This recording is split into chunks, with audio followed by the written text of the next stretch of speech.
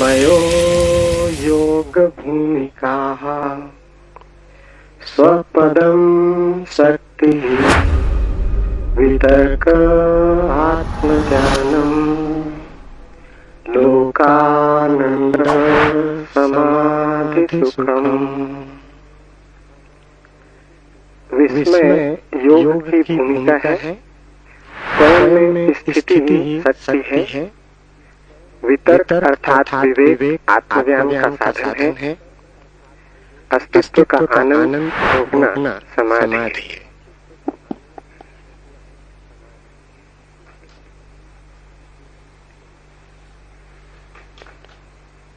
विस्मय योग की भूमिका है।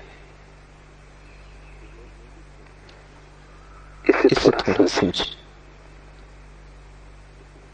विस्मय का अर्थ शब्दकोश में दिया है आश्चर्य।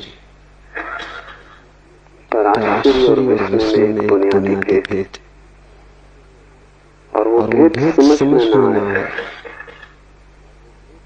तो अलग अलग यात्राएं शुरू हो जाती। आश्चर्य विज्ञान की भूमिका है, विस्मय योग की। आश्चर्य बहिर्मुखी, विस्मय अंतर्मुखी। आश्चर्य दूसरे के संबंध में हो जाता है, विस्मय स्वयं के संबंध।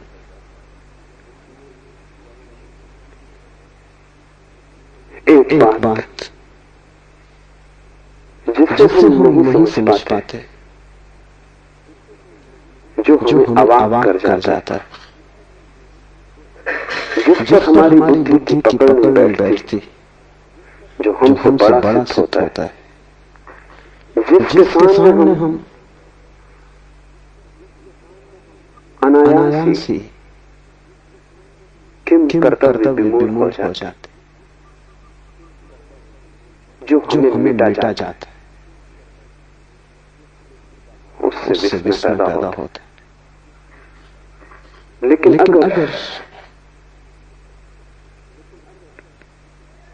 अगर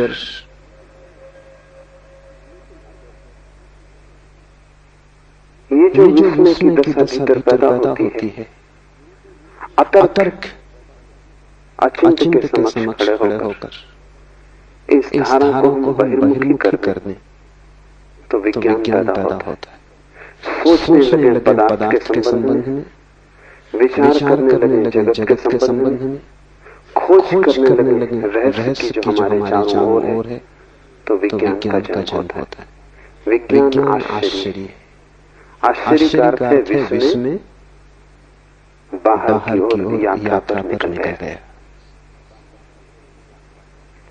और आश्चर्य और विस्मय में ये भी फर्क है कि जिस चीज के प्रति हम आश्चर्यचकित होते हैं, हम आज नहीं कल उस आश्चर्य से परेशान हो जाएंगे, आश्चर्य से तनाव पैदा होगा। इसलिए आश्चर्य को मिटाने की कोशिश होती है। विज्ञान आश्चर्य से पैदा होता है, फिर आश्चर्य को नष्ट करता है, व्याख्या खोजता है, सिद्धांत खोजता है, सूत्र चाबियां खोजता है। और जब तक चैन नहीं लेता, जब तक कि रहस्य मिट ना जाए, जब तक कि ज्ञान हाथ में ना आ जाए, जब तक विज्ञान न कह सके कि हमने समझ लिया, तब तक चैन नहीं। विज्ञान जगत से आश्चर्य को मिटाने में लगा है। अगर विज्ञान सफल हुआ तो दुनिया में ऐसी कोई चीज न रह जाएगी जो आदमी न कह सके कि हम जानते। इसका अर्थ हुआ जगत में कोई परमात्मा न बचेगा, क्योंकि परमात्मा का अर्थ ही होता है कि जिसे हम जान भी लें तो भी दावा न किया जा सके कि हम जानते, जो हमारे जानने के बाद भी जानने को शेष रह जाए, जिसे जान कर भी हम चुकता न कर पाए, जिसके विस्मय को अंत करने का कोई उपाय नहीं। एक तो ऐसी वस्तुएं हैं जिन्हें जान लिया, उन्हें हम ज्ञात कहें। कुछ ऐसी वस्तुएं जिन्हें हमने जाना नहीं लेकिन जान लेंगे, उन्हें हम अज्ञात कहें। और कुछ ऐसा भी है इस जगत में जिसे हमने जाना भी नहीं है और हम जान भी न पाएंगे, उसे हम अज्ञेय कहें। परमात्मा अज्ञेय है, वो तीसरा तत्व है। विज्ञान इसलिए परमात्मा को स्वीकार नहीं करता, क्योंकि विज्ञान कहता है ऐसा कुछ भी नहीं है जो न जाना जा सके। नहीं जाना होगा हमने अभी तक, हमारे प्रयास कमजोर हैं, लेकिन आज नहीं कल केवल समय की बात है, हम जान लेंगे। एक दिन जगत पूरा का पूरा जान लिया जाएगा, उसमें अनजान कुछ भी न बचेगा। आश्चर्य से पैदा होता है और फिर आश्चर्य की हत्या में लग जाता है। इसलिए विज्ञान को मैं पितृघाती कहता हूँ। जिससे पैदा होता है उसे मिटाने में लग जाता है। धर्म बिल्कुल विपरीत। धर्म भी एक आश्चर्य भाव से पैदा होता है। उस आश्चर्य भाव को शिव सूत्र में विस्मय कहा है। फर्क इतना ही है कि जब किसी स्थिति में आश्चर्य से भर जाता है धार्मिक खोजी, तो वो बाहर की यात्रा पर नहीं जाता, वो स्वयं की यात्रा पर जाता है। जब कोई रहस्य से घेर लेता है तो वो सोचता है मैं जानूं कि मैं कौन। रहस्य अंतर्मुखी बन जाए, यात्रा खोज भीतर चलने लगे, पदार्थ की तरफ नहीं, स्व की तरफ मेरी खोज उन्मुख हो जाए। मेरा संधान पहले उसे जानने में लग जाए कि मैं कौन हूं, तो विस्मय। और दूसरी बात समझनी जरूरी है कि विस्मय कभी भी चुकता नहीं। जितना ही हम जानते हैं उतना ही बढ़ता है। इसलिए विस्मय एक विरोधाभास, क्योंकि जानने से विस्मय नष्ट होना चाहिए। लेकिन बुद्ध या कृष्ण या शिव या जीसस, उनका विस्मय नष्ट नहीं होता। जिस दिन वे परम ज्ञान को उपलब्ध होते हैं उसी दिन उनका विस्मय भी परम होता है। उस दिन वे ऐसा नहीं कहते हमने सब जान लिया, उस दिन वे ऐसा कहते हैं कि सब जानकर भी सब जानने को शेष रह गया। उपनिषदों ने कहा है पूर्ण से पूर्ण निकाल लिया जाए तो भी पीछे पूर्ण शेष रह जाता है। सब जान लिया जाए तो भी सब जानने को शेष रह जाता है। इसलिए धार्मिक ज्ञान अहंकार का जन्म नहीं बनता, वैज्ञानिक ज्ञान अहंकार का जन्म बनेगा। धार्मिक ज्ञान में तुम जानने वाले कभी भी न बनोगे, तुम सदा विनम्र रहोगे। और जितना तुम जानते जाओगे उतनी ही तुम्हें प्रतीति होगी कि मैं कुछ भी नहीं जानता हूं। परम ज्ञान के क्षण में तुम कह सकोगे मेरा कोई भी ज्ञान नहीं। परम ज्ञान के क्षण में ये पूरा अस्तित्व विस्मय हो जाएगा। विज्ञान अगर सफल हो तो सारा जगत ज्ञात हो जाएगा। धर्म अगर सफल हो तो सारा जगत अज्ञात हो जाए। विज्ञान अगर सफल हो तो तुम जानने वाले अस्मिता से भर जाओगे और सारा जगत साधारण हो जाएगा, क्योंकि जहां विस्मय नहीं है वहां सब साधारण हो जाता है। जहां रहस्य नहीं है वहां सारी आत्मा खो जाती है। जहां रहस्य का और उपाय नहीं है वहां आगे की यात्रा बंद हो जाती है। जहां जिज्ञासा पूरी हो गई कुतूहल समाप्त हो गया। अगर विज्ञान जीता तो जगत में ऐसी ऊब पैदा होगी जैसी ऊब कभी पैदा नहीं हुई थी। इसलिए अगर पश्चिम में लोग ज्यादा ऊब से भरे हैं, बोर्डम से भरे हैं, तो उसका मौलिक कारण विज्ञान है, क्योंकि लोगों के विस्मय की क्षमता कटती जा रही। लोग किसी भी चीज से चकित नहीं होते, चकित होना ही भूल गए। अगर तुम उनके सामने कुछ ऐसा सवाल भी रखो जो उलझाने वाला है तो भी वो कहेंगे कि सुलझ जाएगा, क्योंकि मौलिक रूप से ऐसी कोई भी वस्तु नहीं विज्ञान की दृष्टि में जो अज्ञात सदा के लिए रह जाए। हम पर्दे उखाड़ ही लेंगे, लेकिन धर्म की यात्रा बड़ी उल्टी। जितने हम पर्दे उखाड़ते हैं पाते हैं रहस्य उतना सघन होता जाता है। जितने हम करीब आते हैं उतना ही पता चलता है कि जानना बहुत मुश्किल है। और जिस दिन हम परमात्मा के ठीक केंद्र में प्रवेश कर जाते हैं उस दिन सभी कुछ रहस्यपूर्ण हो जाता है। बुद्ध के लिए आकाश के तारे ही रहस्यपूर्ण नहीं, जमीन पर पड़े कंकड़ पत्थर भी आश्चर्यपूर्ण हो गए।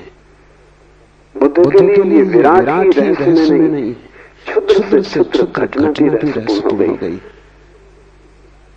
एक बीज का जमीन से अंकुरित होना भी उतना ही रहस्यपूर्ण है जितना इस पूरी सृष्टि का जन्म। जैसे जैसे विश्व घना होगा वैसे वैसे तुम्हारी आंखें छोटे बच्चे की तरह होती जाएंगी, क्योंकि छोटे बच्चे के लिए सभी कुछ विस्मय होता है। छोटे बच्चे को चलते देखो, रास्ते पे जा रहा हर चीज उसे चौंकाती। एक रंगीन पत्थर उसे कोहिनूर मालूम होता है।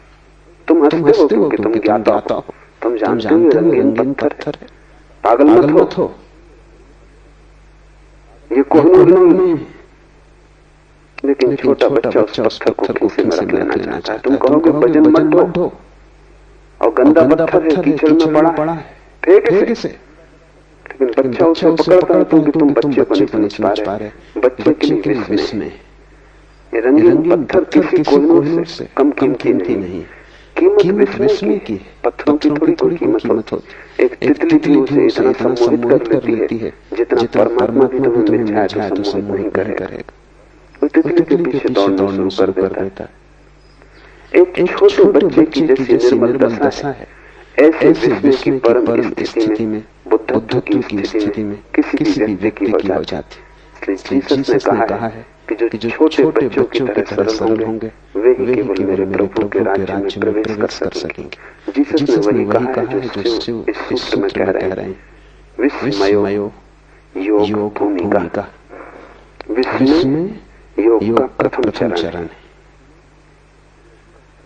तब तो बहुत बात ख्याल में लेनी जरूरी है। तुम्हारे पास जितना ज्ञान होगा उतनी ही योग की भूमिका मुश्किल हो जाएगी। तुम्हें जितना दम होगा कि मैं जानता हूँ उतना ही तुम योगी न हो पाओगे। जितने शास्त्र तुम्हारे चित्त पर भारी होंगे उतना ही तुम्हारा विस्मय नष्ट हो गया। एक पंडित को पूछो परमात्मा के संबंध में तो वो ऐसे उत्तर देता है जैसे परमात्मा कोई उत्तर देने की बात हो, जैसे कि कोई उत्तर दिया जा सकता हो। पंडित को पूछो उसके पास उत्तर रेडीमेड है। तुमने पूछा भी नहीं था, उसके पास उत्तर तैयार था। परमात्मा भी उसे अवाक नहीं करता, उसके पास सूत्र सब निश्चित है, वो तत्क्षण समझा देता है। लेकिन बुद्ध के पास जाओ, पूछो परमात्मा के संबंध में, बुद्ध चुप रह जाते। शायद तुम यही सोच के लौट आओगे, बहुत से पंडित बुद्ध के पास से यही सोच के लौट गए कि आदमी चुप रह गया, इसका मतलब इसे पता नहीं। और ये आदमी इसलिए चुप रह गया कि विस्मय तो द्वार है। तुम अगर थोड़े समझदार होते तो तुम रुक गए होते इस आदमी के पास जिसने उत्तर नहीं दिया, और तुमने इस आदमी को समझने की कोशिश की होती, इसकी आंखों में झांका होता, इसकी सत्संग में, इसकी सन्निधि में तुम रहे होते, क्योंकि इसे कुछ स्वाद मिल गया है, और वो स्वाद इतना बड़ा है कि शब्दों से कह नहीं सकते। और इसे कोई ऐसा दर्शन हुआ है जो उत्तर नहीं बनाया जा सकता। प्रश्न और उत्तर स्कूली बच्चों की बातें। तुम्हारा प्रश्न ही बेहुदा है। परमात्मा के संबंध में कोई प्रश्न नहीं पूछ सकता। विराट के संबंध में कोई प्रश्न कैसे पूछा जा सकता है? विराट के संबंध में तो प्रश्न उत्तर दोनों गिर जाते। तुम्हारा प्रश्न क्षुद्र है, इसलिए बुद्ध चुप रह गए। लेकिन तुम शायद ये सोच के लौटोगे कि शास्त्रों को पता होता तो जवाब देता। इसने जवाब नहीं दिया, इसे पता नहीं। तुम पंडित को पहचानते हो क्योंकि तुम्हारा सिर भी शब्दों से भरा है। तुम ज्ञानी को न पहचान पाओगे क्योंकि ज्ञानी विस्मय से भरा है, और तुम्हारा विस्मय नष्ट हो गया है। जगत में बड़ी से बड़ी दुर्घटना है, और वो है विस्मय का नष्ट हो जाना। जिस दिन तुम्हारा विस्मय नष्ट होता है उसी दिन तुम्हारे छुटकारे का उपाय मुश्किल हो गया। जिस दिन तुम्हारा विस्मय नष्ट हुआ उसी दिन तुम्हारा बाल हृदय मर गया, जड़ हो गया, तुम बूढ़े हो गए। क्या अभी तुम चौंकते हो? क्या जीवन तुम्हें प्रश्न बनता है? क्या चारों तरफ से पक्षियों की आवाजें, झरनों का शोरगुल, हवाओं का वृक्षों से गुजरना, तुम्हारे लिए किसी पुलक से भर जाता है, तुम आह्लादित हो जाते हो, तुम जीवन को चारों तरफ देखकर अवाक होते हो? नहीं, क्योंकि तुम्हें सब पता है कि पक्षियों की आवाज, शोरगुल हवाओं का वृक्षों में, तुम्हारे पास हर चीज के उत्तर है। उत्तरों ने तुम्हें मार डाला है, तुम ज्ञान के पहले ज्ञानी हो गए हो। विस्मयो योग भूमिका, और जो व्यक्ति योग में प्रवेश करना चाहे विस्मय उसके लिए द्वार है। अपने बचपन को वापस लौटाओ, फिर से पूछो, फिर से कुतूहल करो, फिर से जिज्ञासा जगाओ, तो तुम्हारे भीतर जहां जहां जीवन के स्रोत सूख गए हैं फिर हरे हो जाएंगे। जहां जहां पत्थर झड़ गए हैं वहां वहां झरना फिर प्रकट हो जाएगा। तुम फिर से आंख खोलो और चारों तरफ देखो, सब उत्तर झूठे, क्योंकि सब तुम्हारे उत्तर उधार है। तुमने खुद कुछ भी नहीं जाना है, लेकिन तुम उधार ज्ञान से ऐसे भर गए हो कि तुम्हें प्रतीति होती है कि मैंने जान लिया। विस्मय को जगाओ। तुम्हारे आसन प्राणायाम से कुछ भी न होगा जब तक विस्मय न जग जाए, क्योंकि आसन प्राणायाम सब शरीर के। ठीक है, शरीर शुद्धि होगी, शरीर स्वस्थ होगा, लेकिन शरीर की शुद्धि है शरीर का स्वास्थ्य तुम्हें कोई परमात्मा से न मिला देगा। विस्मय मन की शुद्धि है। विस्मय का अर्थ है मन सभी उत्तरों से मुक्त हो गया। विस्मय का अर्थ तुमने हटा दिया उत्तरों का कचरा। तुम्हारा प्रश्न फिर नया और ताजा हो गया और तुमने अपने अज्ञान को समझा। विस्मय का अर्थ है मुझे पता नहीं। पंडित का अर्थ है मुझे पता है। जितना तुम्हें पता है उतने ही तुम गलत हो। जब तुम सरल भाव से कहते हो मुझे कुछ भी पता नहीं, सारा जगत अज्ञात है। जो भी मुझे पता है वो भी काम चलाओ है। मैंने अभी कुछ भी नहीं जाना है। ऐसी प्रतीति जितनी गहरी तुम्हारे हृदय में बैठ जाएगी। तुमने योग का पहला कदम उठाया, फिर दूसरे कदम आसान, लेकिन अगर पहला कदम ही चूक जाए तो फिर तुम कितनी ही यात्रा करो उससे कुछ हल नहीं होता। क्योंकि जिसका पहला कदम गलत पड़ा वो मंजिल पे नहीं पहुंच सकेगा। पहला कदम जिसका सही है उसकी आधी यात्रा पूरी हो गई। और विस्मय पहला कदम। थोड़ा गौर से देखो, तुम्हारे पास ज्ञान है। तुम भी थोड़े गौर से देखोगे तो समझ लोगे ज्ञान नहीं, सब कचरा है, इकट्ठा कर लिया है शास्त्र से, गुरुओं से, संतों से, और उसे तुम बहुमूल्य धातु की तरह संजोए बैठे। उसने तुम्हें कुछ भी नहीं दिया, सिर्फ तुम्हारे विस्मय की हत्या कर दी। तुम्हारा विस्मय तड़फ रहा है, मरा हुआ पड़ा है। अब तुम चौंकते नहीं, अब तुम कोई भी चौंकाती नहीं। एक ईसाई फकीर हुआ, एक हाट, उसने बड़ी अनूठी बात कही। उसने कहा संत वो है जिससे हर चीज चौंकाती, हर चीज, छोटी छोटी घटनाएं जिसे चौंका देती। पानी में पत्थर गिरता है, आवाज होती, लहरें उठती, संत को चौंका देती। ये इतना विस्मयपूर्ण है, इतना रहस्यपूर्ण। संत श्वास लेता है, जीता है, ये भी काफी चौंकाने वाला है। एक हाट रोज सुबह की प्रार्थना में परमात्मा को कहता, आज फिर सुबह हुई, आज फिर सूरज उगा, तेरी लीला अपार। न उगता तो क्या करते? क्या उपाय था? आदमी विवश है। एक हाट कहता आज सांस आती है, कल न आए, क्या करूंगा? तुम सांस ले तो न सकोगे, सांस तुम्हारे बस में तो नहीं। इतने पास है सांस, फिर भी तुम उसके मालिक नहीं हो। गई बाहर न लौटी तो नहीं लौटेगी। इतने पास जो है उसके भी हम ज्ञाता और मालिक नहीं। और ख्याल हमें यह है कि हम सब कुछ जानते हैं। तुम्हारे सब जानने ने ही तुम्हें मारा। इस कचरे को हटा दो और हल्के हो जाओ। तत्क्षण तुम्हारी आंखें जब ज्ञान से न भरी होंगी तब रहस्य से भर जाएंगी। उस रहस्य की अंतर यात्रा का नाम विस्मय, बहिर् यात्रा का नाम आश्चर्य है। अगर उस रहस्य को तुमने पदार्थों पर लगा दिया तो तुम एक वैज्ञानिक हो जाओगे। अगर उस रहस्य को तुमने स्वयं की सत्ता पर लगा दिया तो तुम एक महायोगी हो जाओगे। और दोनों के परिणाम भिन्न होंगे, क्योंकि आश्चर्य हिंसात्मक है, विस्मय अहिंसात्मक है। आश्चर्य जिस तरफ जाता है उसी को तोड़ने लगता है, विश्लेषण करता है। क्योंकि आश्चर्य में बेचैनी है, विस्मय में एक रस है। इस फर्क को भी ठीक से समझ लो। शब्दकोश में वो नहीं लिखा हुआ है, लिखा भी नहीं जा सकता, क्योंकि शब्दकोश बनाने वाले को कोई विस्मय का पता भी नहीं। आश्चर्य हिंसात्मक है, आक्रामक है। तुम जिस चीज के प्रति आश्चर्य से बढ़ते हो एक तनाव पैदा हो जाता है। उस तनाव को हल करना ही पड़ेगा।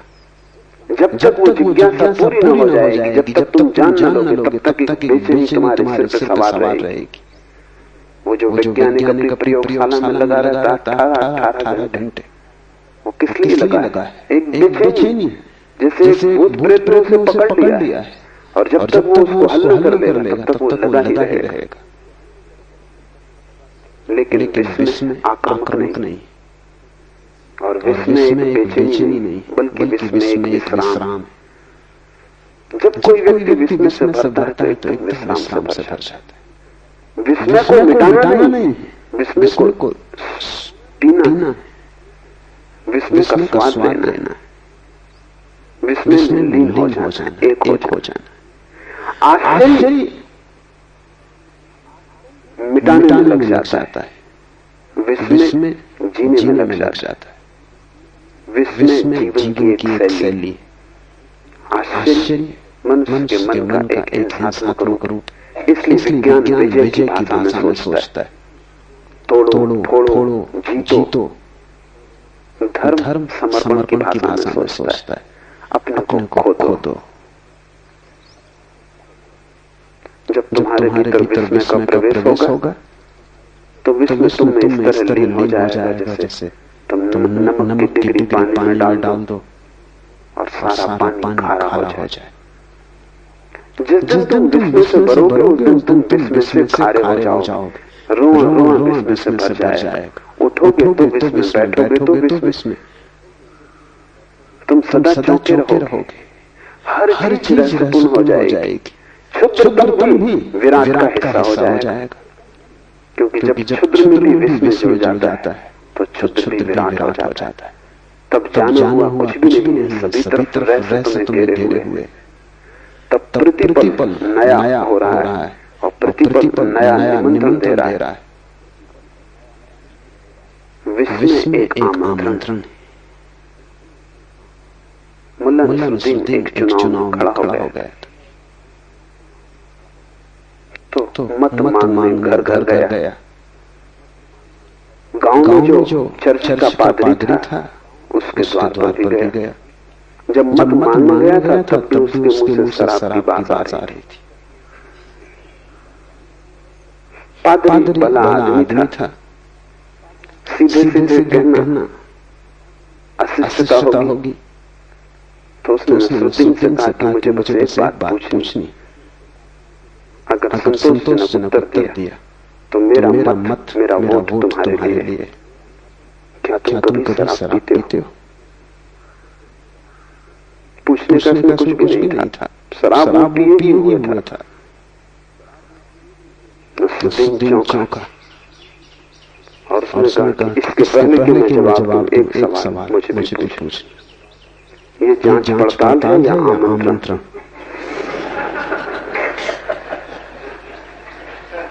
Is this an inquiry or an invitation? आश्चर्य जांच पड़ताल है, विस्मय आमंत्रण। विस्मय भीतरी बुलावा है। और जिस जिससे तुम भीतर प्रवेश करते हो वैसे वैसे डूबते चले जाते हो। एक दिन ऐसा आएगा कि तुम न बचोगे और विस्मय ही बचेगा। उस दिन परम ज्ञान घट गया।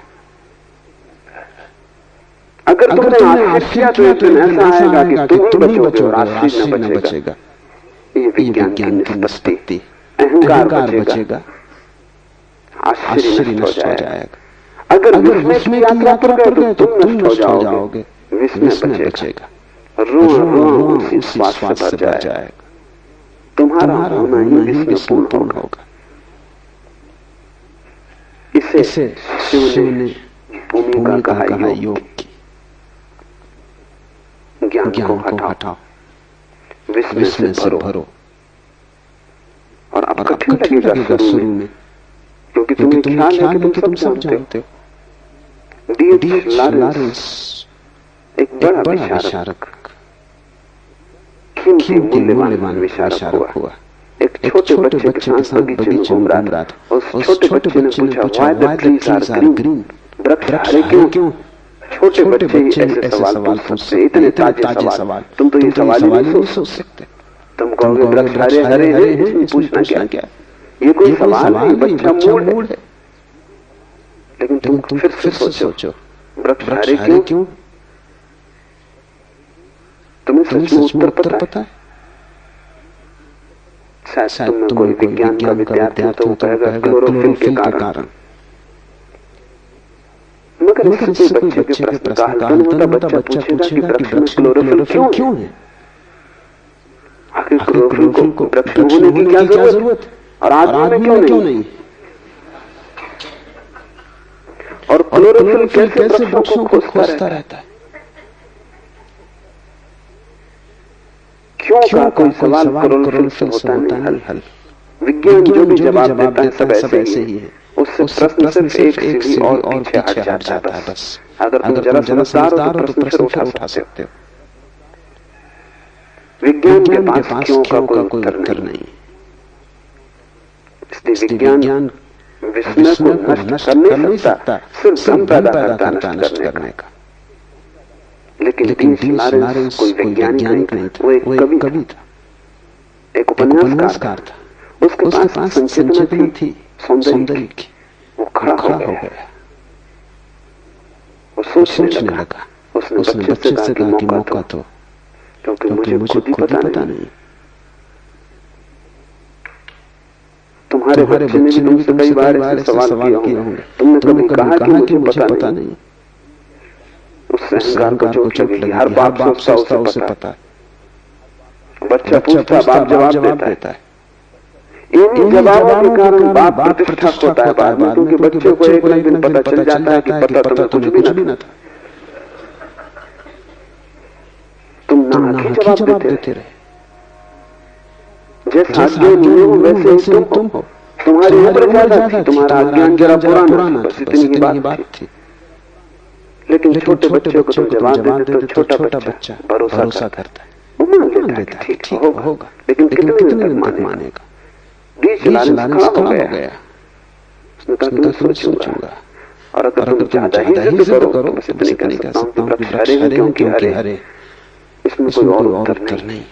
मैं खुद ही रहस्य से भरा हुआ हूं। अगर तुम आंख से थोड़े ज्ञान का पर्दा हटाओगे तो तुम पाओगे चारों तरफ रहस्य खड़ा हुआ है।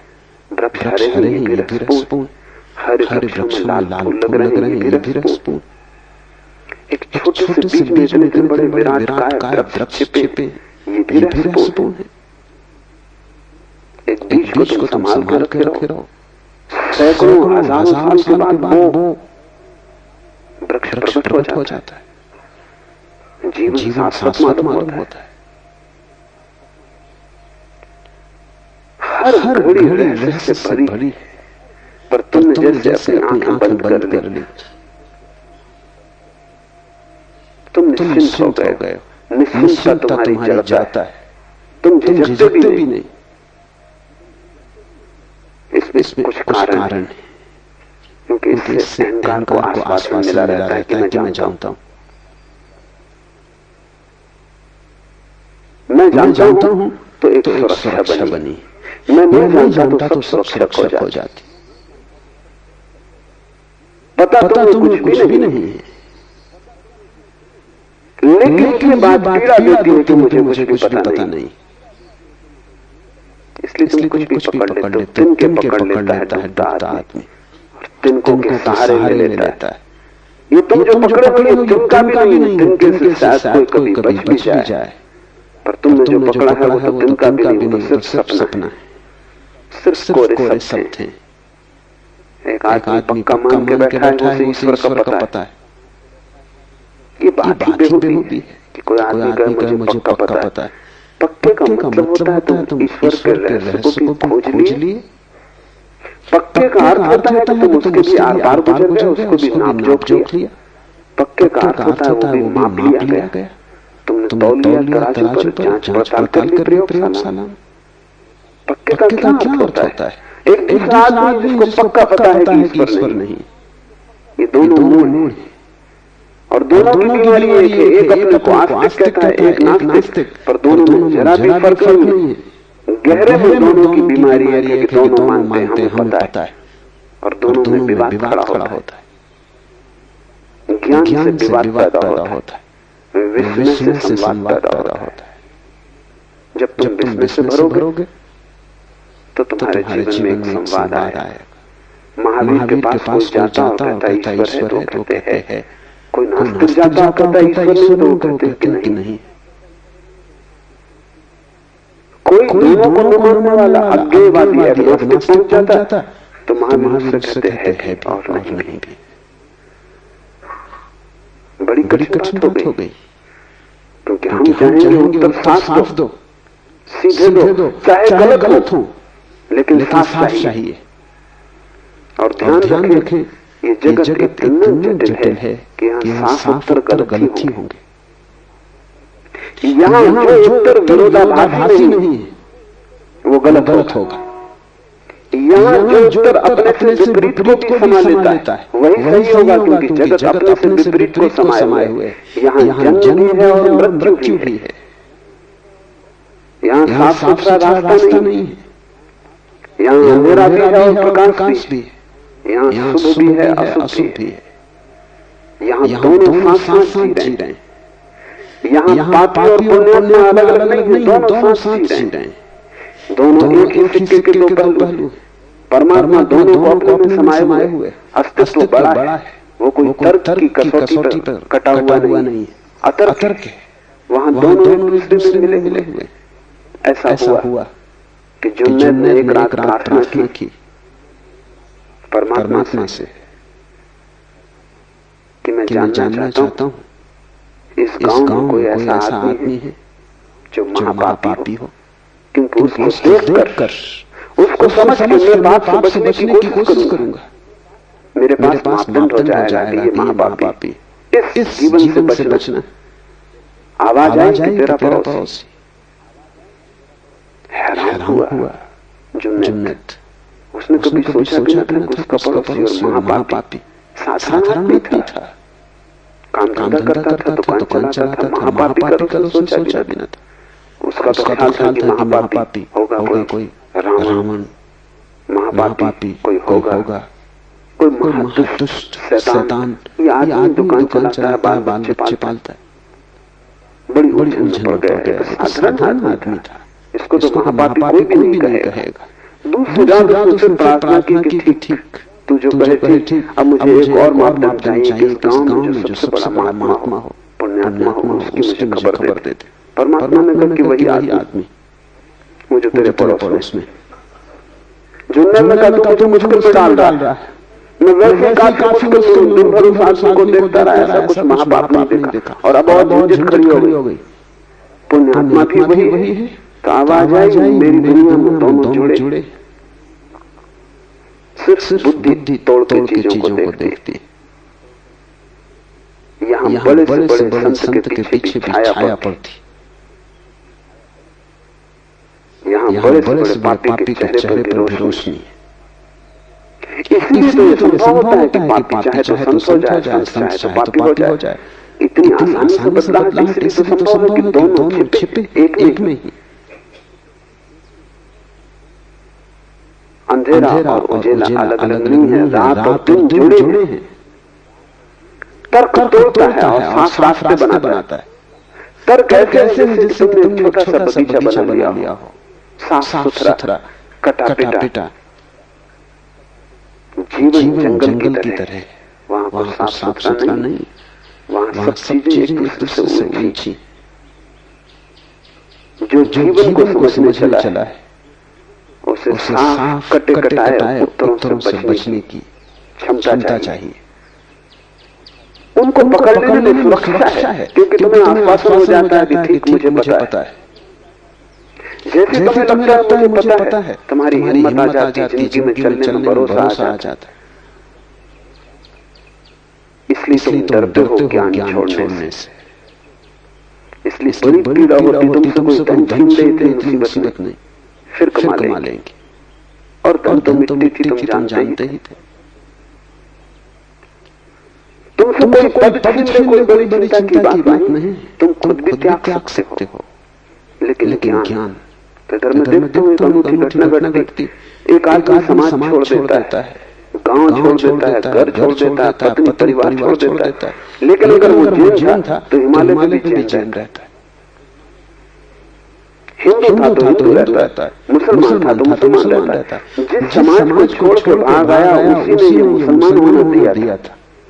उसी ने ज्ञान दिया था कि तुम मुसलमान हो, कुरान सच्ची किताब, सब किताबें बाकी गलत।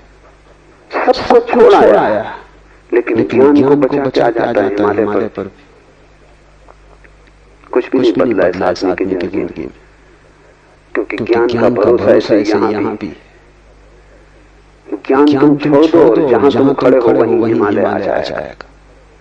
हिमालय का अर्थ इतना है कि जहां सब रहस्यपूर्ण, जहां तुम शिखर जिन्हें तुम छू ना सकोगे, और जहां अनंत खाइयां हैं जिन्हें तुम उतर ना सकोगे।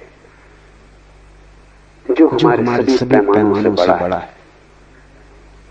विस्मय का अर्थ है जहां तुम्हारी बुद्धि व्यर्थ हो जाती, जहां तुम्हारा अहंकार असमर्थ हो जाता है, जहां तुम एकदम असहाय हो जाते हो। तुम रो सकते हो वहां, हंस सकते हो वहां, लेकिन बोल नहीं सकते। कहा जाता है कि मूसा जब सिनाई के पर्वत पर गए तो रोए भी, हंसे भी, पर बोले नहीं। पीछे लौट के जब उनके शिष्यों ने पूछा कि क्या हुआ, परमात्मा सामने मौजूद था और परमात्मा ने खुद कहा, मोसेस जूते बाहर उतार के, क्योंकि पवित्र भूमि है, यहाँ मैं मौजूद। तो तुमने जूते उतारे, तुम रोए भी, तुम हंसे भी, बोले क्यों नहीं? ये मौका क्यों छोड़ दिया? जो भी पूछने जैसा था पूछ लेना था। एक पूंजी तो मांग लेनी थी जिससे सभी ताले खुल जाते। मौसम ने कहा जब वो सामने था तब बुद्धि खो गई, तब हृदय ही बचा। खुशी में रोया भी, खुशी में हंसा भी। और ये मजा है जिंदगी का कि खुशी में तुम रो भी सकते हो और हंस भी सकते हो। इसलिए हिम्मत सोचना कि जो रोता है वो दुख नहीं होता, वो तर्क का हिसाब है। जिंदगी तर्क को मानती है, सब तर्क की सीमाओं को तोड़ के जिंदगी की नदी बाढ़ की तरह बहती। आदमी खुशी हो भी सकता है, तब उसके आंसुओं का गुणधर्म बदल जाता है, तब उसके आंसुओं में आनंद की झलक होती, हंस भी सकता है। ये विपरीत एक को ही प्रकट करने वाले बन सकते हैं, यही जीवन का रहस्य। तो मौजूद ने कहा हृदय ही बचा, मेरी बुद्धि तो खो गई, जहां मैंने जूते छोड़े लगता है वहीं सिर भी छूट गए। और मंदिर के बाहर जूते ही मत छोड़ना, सिर भी वहीं रखना। जूतों के साथ जो सिर को रखाएगा मंदिर के बाहर, वही मंदिर में प्रविष्ट होता है। और जूते और सिर का बड़ा जोड़, इसलिए जब तुम किसी से गुस्से में आ जाते हो तो जूता उसके सिर में मारते। साधु अपना ही जूता अपने सिर में मार लेता है। ये दो छोर है, ये दो अतियां हैं। एक तरफ जूते हैं, एक तरफ सिर है। दोनों के मध्य में तुम हो। मध्य बिंदु है तुम्हारा, वहां सभी विपरीत मिल रहे, वहां तुम्हारे पैर और वहां तुम्हारा सिर मिल रहा है, वही हृदय है। तो मोज़ेस ने कहा रोया हंसा, क्योंकि विस्मय से भर गया, अवाक रह गया। मोज़ेस ने कहा अब सो न सकूंगा, अब जो देखा है उसे अनदेखा न कर सकूंगा, अब जो हो गया अब उसका मिटना नहीं हो सकता। वो मोज़ेस जो पहले था बचा नहीं। अब मैं दूसरा ही आदमी, एक नया जन्म, इसको हिंदू दूज कहते हैं। जब कोई आदमी का ऐसा दूसरा जन्म हो जाए, सभी ब्राह्मण दूज नहीं, कभी कभी कोई ब्राह्मण दूज हो पाता है। दूज का मतलब जनेऊ पहनने से नहीं, दूज शब्द का अर्थ दोबारा जिसका जन्म हो। ये मोज़ेस ने कहा कि अब मैं दूज ट्वाइस बान, अब मैं दूसरा आदमी, अब वो आदमी मर गया। विस्मय से अगर तुम गुजरोगे तो तुम्हारा पुराना मर जाएगा और नए का जन्म होगा। और अगर तुम विस्मय में ठहर गए तो प्रतिपल नया जन्मता है और पुराना नष्ट होता है, प्रतिपल पुराना जाता है और नया आता है। फिर तुम्हारी धारा शाश्वत, फिर तुम कभी जरा जीर्ण हो, फिर तुम्हें शाश्वत जीवन की स्मरण मिल गई। इसलिए शिव कहते हैं विस्मय योग की भूमिका है। दूसरा सूत्र है स्वपदम शक्ति, स्व में स्थिति शक्ति है, विस्मय भूमिका है। विस्मय का अर्थ है भीतर की तरफ यात्रा। मैं कौन हूं, इस प्रश्न की अंतर खोज। बाहर गए आश्चर्य, बाहर गए तर्क, बाहर गए विज्ञान, भीतर आए विस्मय, ध्यान, प्रार्थना, सारी विधि बदल जाती। विस्मय तुम्हें भीतर लाएगा, क्योंकि जब सारा जगत रहस्यपूर्ण मालूम पड़ेगा तब एक ही प्रश्न महत्वपूर्ण रह जाएगा कि मैं कौन हूं। ये विस्मय का मौलिक आधार है कि मैं कौन हूं। और जब तक मैं मैं को जानूं तब तक मैं जिसे जानने चला हूं वो यात्रा हो नहीं सकती। कैसे मैं जानूंगा इन वृक्षों को, कैसे मैं जानूंगा तुम्हें, कैसे जानूंगा पर को जब मैं अभी अज्ञात और अज्ञानी हूं, जब मुझे मेरा ही पता नहीं। इसलिए मैं कौन हूं ये महामंत्र है। और जल्दी उत्तर मत देना क्योंकि तुम्हारे पास उत्तर तैयार है। तो मैं कौन हूं तुम भीतर से कहते हो मैं आत्मा हूं, ये उत्तर काम ना आएगा। ये तो तुम्हें पता ही है। इससे तुम्हारी जिंदगी बदली नहीं। ज्ञान आग है, वो तुम्हें जला देगा। जब तुम कहते हो मैं कौन हूं, भीतर से आवाज आती, वो भीतर की आवाज नहीं, वो तुम्हारा सिर बोल रहा है। सिर में छिपे शास्त्र बोल रहे हैं, स्मृति बोल रही है। जब तुम कहते हो मैं आत्मा हूं, तो दो कौड़ी का है, इसका कोई मूल्य नहीं, क्योंकि इससे तुम बदले नहीं, ये आग नहीं, ये राख है। इसमें कभी अंगारा रहा होगा किसी ऋषि को, इसमें अंगारा रहा होगा, तुम्हारे लिए तो सिर्फ राख है। जिसमें अंगारा रहा वो तो खो गया है इस जगत से, तुम राख को ढो रहे हो।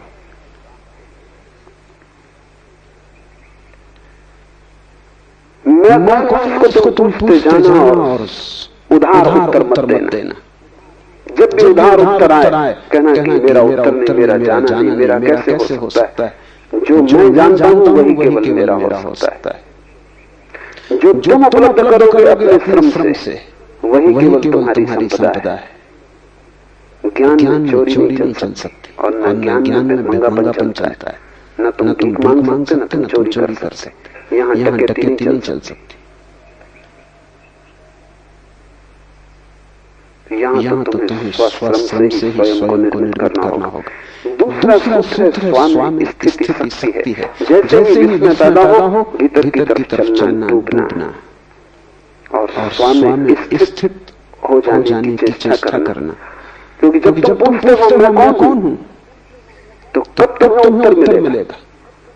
अगर इसका उत्तर तुम्हें चाहिए तो भीतर स्वामी ठहरना पड़ेगा। उसको ही हमने स्वास्थ्य कहा है, स्वयं में ठहर जाना। और जब कोई व्यक्ति स्वयं ठहर जाएगा तभी तो देख पाएगा। दौड़ते हुए तुम कैसे देख पाओगे? तुम्हारी हालत ऐसी है कि तुम तेज रफ्तार की कार में जा रहे हो, एक फूल तुम्हें खिड़की से दिखाई पड़ता है, तुम पूछ भी नहीं पाते ये क्या है कि तुम आगे निकल गए। तुम्हारी रफ्तार तेज और वासना से तेज रफ्तार दुनिया में किसी और यान की नहीं है। चांद पर पहुंचना हो रॉकेट भी वक्त लेता है, तुम्हारी वासना को उतना वक्त नहीं लगता, इसी क्षण तुम पहुंच जाते हो। वासना तेज से तेज गति है, और जो वासना से भरा है उसका अर्थ है कि ठहरा हुआ नहीं, भाग रहा है, दौड़ रहा है। और तुम इतनी दौड़ हो कि तुम पूछो कि मैं कौन हूं, तो उत्तर कैसे आएगा? ये दौड़ छोड़नी होगी, स्वामी स्थित होना होगा।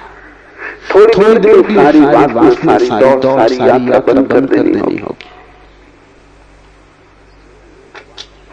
लेकिन एक वासना समाप्त नहीं हो पाती कि तुम 25 को जन्म ले लेते हो। एक यात्रा पूरी नहीं हो पाती कि 25 नए रास्ते खुल जाते हैं, तुम फिर दौड़ने लगते हो। तुम्हें बैठना आता ही नहीं, तुम रुके ही नहीं हो जन्मों से। मैंने सुना है कि एक सम्राट ने एक बहुत बुद्धिमान आदमी को वजीर रखा, लेकिन वजीर बेईमान था और उसने जल्दी ही साम्राज्य के खजाने से लाखों करोड़ों रुपए उड़ा दिए। जिस दिन सम्राट को पता चला, उसने वजीर को बुलाया और उसने कहा कि मुझे कुछ कहना नहीं, जो तुमने किया है वो ठीक नहीं, और ज्यादा मैं कुछ कहूंगा नहीं। तुमने भरोसे को तोड़ा। बस इतना ही कहता हूं कि तुम अपना मुझे मत दिखाओ, इस राज्य को छोड़कर चले जाओ। और व्यर्थ की बातचीत में न पहले इसलिए किसी को भी संबंध में कुछ न कहूंगा। तुम्हें भी कोई किसी से कुछ कहने की जरूरत नहीं। वजीर ने कहा सुने, कहेंगे चला जाऊंगा। ये पक्की है बात कि मैंने करोड़ों रुपए चुराए, लेकिन फिर भी एक सलाह वजीर होने के नाते मैं आपको देता हूं, और वो ये कि अब मेरे पास सब कुछ बड़ा महल है, पहाड़ पर बंगले हैं, समुद्र के किनारे बंगले हैं, सब कुछ मेरे पास है। पीढ़ियों दर तक अब मुझे कुछ कमाने की जरूरत नहीं, बच्चों को कुछ कमाने की जरूरत नहीं। आप मुझे अलग करके दूसरे आदमी को वजीर रखेंगे, उसको फिर आबासा से शुरू करना पड़ेगा। सम्राट बुद्धिमान था, उसकी बात समझ में आ गई।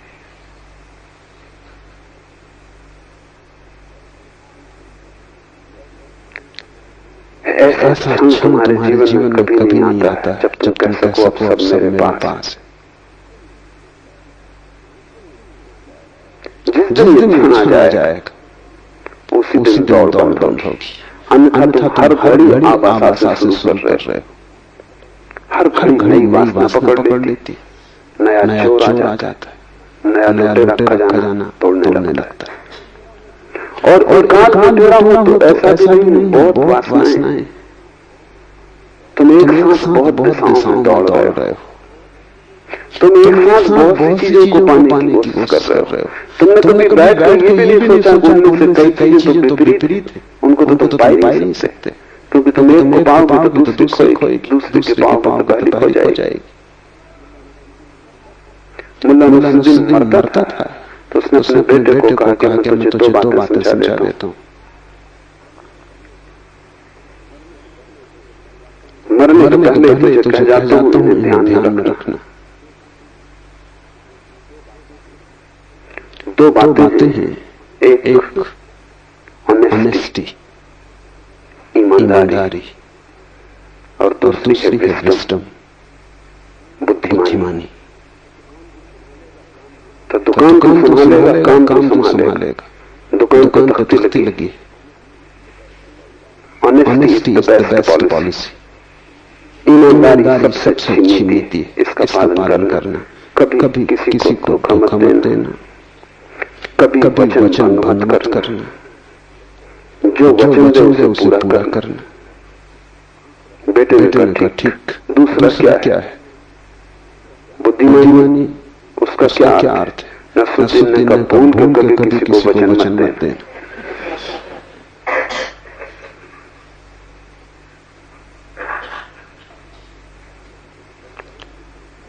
बस ऐसा ही विपरीत बटा हुआ जीवन, ईमानदारी और बुद्धिमानी दोनों संभालने की कोशिश। वचन पूरा करना ईमानदारी का लक्ष्य, वचन कभी मत देना बुद्धिमानी का लक्ष्य। इधर तुम चाहते हो कि लोग तुम्हें संत की तरह पूजे, और इधर तुम चाहते हो कि तुम पापी की तरह मजे भी लूटो। बड़ी कठिनाई। इधर तुम चाहते हो कि राम की तरह तुम्हारे चरित्र का गुणगान हो, लेकिन उधर तुम राम की तरह दूसरे की स्त्रियों को भगाने में तत्पर। तुम असंभव संभव करना चाहते हो, तुम होना रावण जैसे चाहते हो, प्रतिष्ठा राम जैसे चाहते हो, तब तुम मुश्किल पड़ जाते हो। तब विपरीत दिशाओं में तुम्हारी यात्रा चलती और अनंत तुम लक्ष्य बना लेते हो। उन समय तुम बढ़ जाते हो, टुकड़े टुकड़े हो जाते। जीवन के आखिर में तुम पाओगे कि जो भी तुम लेके आए थे वो खो गया। एक बहुत बड़ा जवानी हुआ। बहुत समझाया पति ने, परिवार में मित्रों ने, लेकिन सुना नहीं। धीरे धीरे सब खो गया। एक दिन ऐसी हालत आ गई कि सिर्फ एक रुपया घर में बचा। पति ने कहा अब तो सुन लो। पति ने कहा जब इतना सब चला गया और एक रुपया ही बचा है तो आखिरी मौका मुझे और थे। कौन जाने एक रुपये से भाग्य खुल जाए। जुआरी सदा ऐसा ही सोचता। और फिर उसने कहा कि अब लाखों चले गए और अब एक ही बचा, एक के लिए क्या रोना धोना, और एक रुपये चले जाएगा, कोई बचने वाला नहीं। लगा रहे दांव पे इस पे भी। पति ने भी सोचा जब सभी चला गया और एक ही बचा, एक कोई टिकने वाला वैसे भी क्या है, सांस के पहले खत्म हो जाए, तो ठीक है तुझे अपनी आखिरी इच्छा भी पूरी कर ले। जुआरी गया, जुए के अड्डे पर बड़ा चकित हुआ। हर बाजी जीतने लगा। एक के हजार के 10,000 हुए, 10,000 के 50,000 हुए, 50,000 के लाख हो गए, क्योंकि इकट्ठे गांव पे लगाता गया। फिर उसने लाख भी लगा दी और कहा बस ये आखिरी हल हो गया सब, और वो सब हार गए। वो घर लौटा, पत्नी ने पूछा क्या हुआ? उसने कहा एक रुपया चला गया। क्योंकि तुम वही खो सकते जो तुम लेके आए थे। लाख की क्या बात करनी? उसने कहा एक रुपया खो गया, कोई चिंता की बात नहीं। वो दांव खराब गया, पर उसने ये बात नहीं कही कि लाख हो गए थे। ठीक किया, क्योंकि जो तुम्हारे नहीं थे उनके खोने का सवाल क्या है। मरते वक्त तुम पाओगे जो आत्मा तुम लेके आए थे वो तुम गंवा के जा रहे हो। बस एक हो जाएगा। बाकी तुमने जो कमाया, जोड़ा, बिताया, बनाया, उसका कोई बड़ा हिसाब नहीं। अंतिम हिसाब में उसका कोई मूल्य नहीं।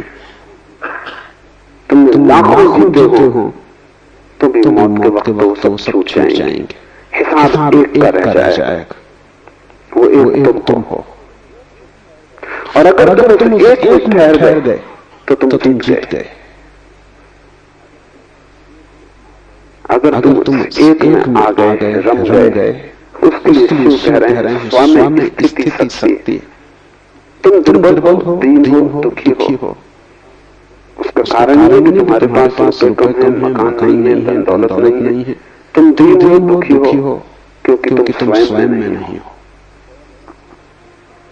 स्वयं होना ऊर्जा का स्रोत।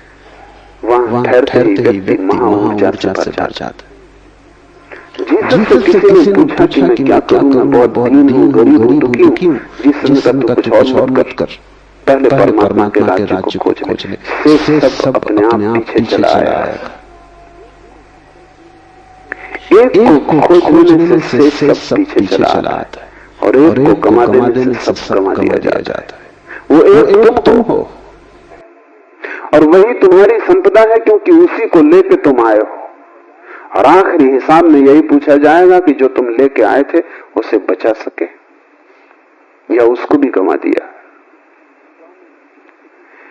स्व में स्थिति शक्ति है, स्वपदम शक्ति। अपने में ठहर जाना, महाशक्तिवान हो जाना। महाशक्तिवान तो तुम हो, लेकिन तुम ऐसे हो जैसे कि किसी बाल्टी में 1000 छेद हो और कोई कुएं से पानी भर रहा हो। पानी भरता हुआ दिखाई पड़ता हर बार, क्योंकि जब तक बाल्टी पानी में डूबी रहती बिल्कुल भरी रहती। जैसे ही बाल्टी पानी से ऊपर उठती तुम खींचना शुरू करते हो कि 1000 मार्गों से पानी गिरना शुरू हो जाता। जब तक बाल्टी ऊपर आती तब तक उसमें कुछ भी नहीं बचता। 1000 वासनाएं तुम्हारे 1000 छेद हैं, उनसे तुम्हारी ऊर्जा खोती है। जब तक तुम सपना देखते हो तब तक बाल्टी भरी है, जब तक तुम कामना करते हो तब तक बाल्टी भरी है। जैसे ही कामना को कृत्य में लाते हो, जैसे ही खींचना शुरू करते हो कुएं से बाल्टी को, जैसे ही सपने को सत्य बनाने की कोशिश करते हो, ऊर्जा खोनी शुरू हो जाती। हाथ आते तक बाल्टी हाथ आ जाती है, 1000 छेद हाथ में आ जाते हैं, पानी की एक बूंद नहीं आती, प्यास उतनी की उतनी रह जाती। हर बार जब खींचते हो बड़ा शोरगुल मचता है कुएं में और लगता है पानी चला आ रहा है, तूफान आ रहा है, हाथ कुछ भी नहीं आता। हर बार तुम खाली हाथ लौटते हो, लेकिन वासना बड़ी अद्भुत है। एक मछली मार को कोई राहगीर पूछता था कितनी मछलियां पकड़ी। सांझ होने के करीब थी, सुबह से बैठा था बंसी को डाले। ये राहगीर कई बार वहां से निकला और देख गया था, आखिर उससे न रहा गया। उसने पूछा कितनी पकड़ी। उस मच्छी मारने का, जिस एक को मैं पकड़ने की अभी कोशिश कर रहा हूं ये, और अगर 2 और पकड़नी तो 3 होंगी। अभी पकड़ी एक भी नहीं है, जिसको पकड़ रहा हूं ये एक और 2 और तो 3 होंगी।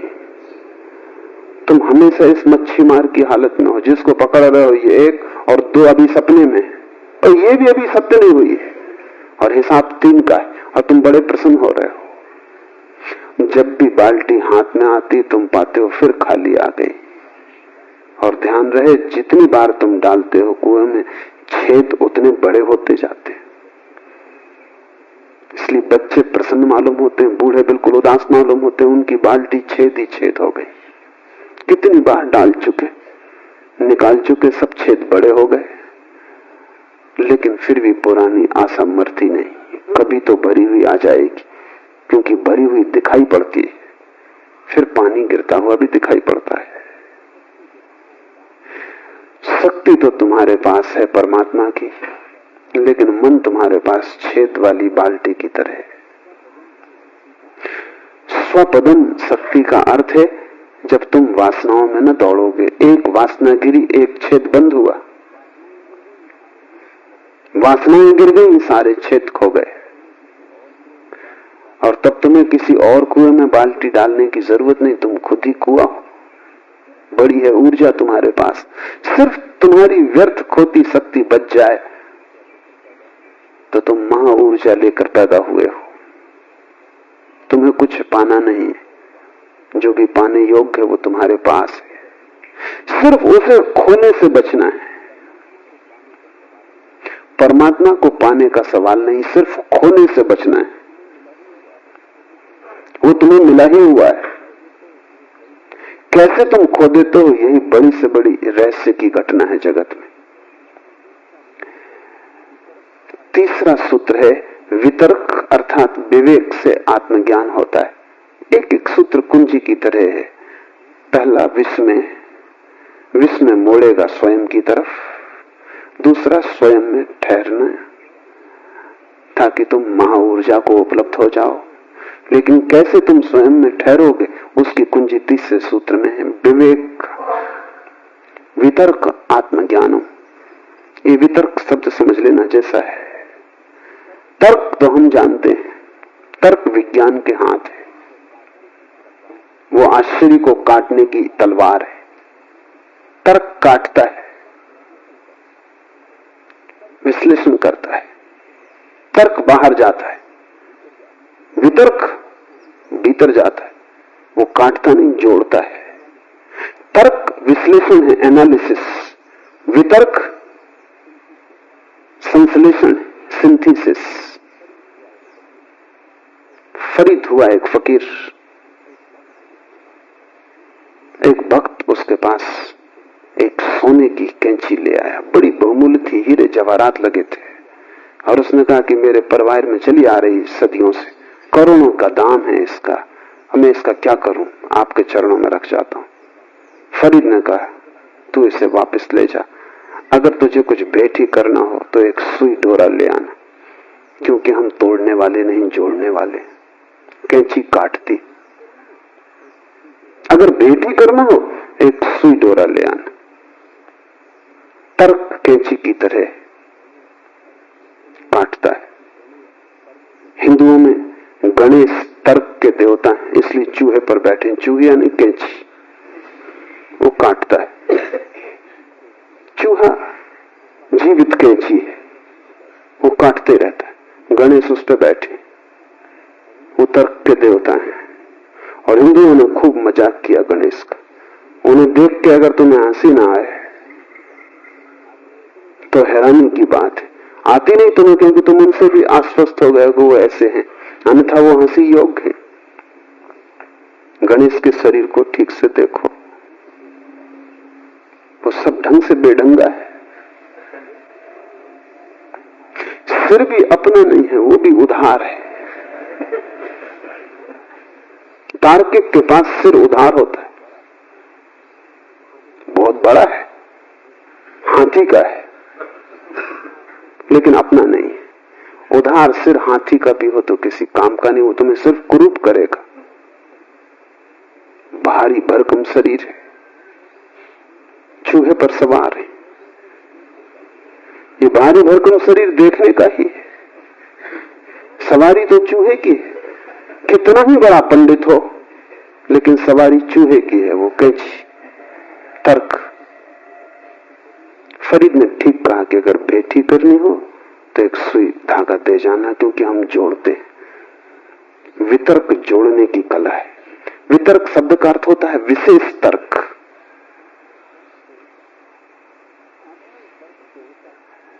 साधारण तर्क तोड़ता है, विशेष तर्क जोड़ता है।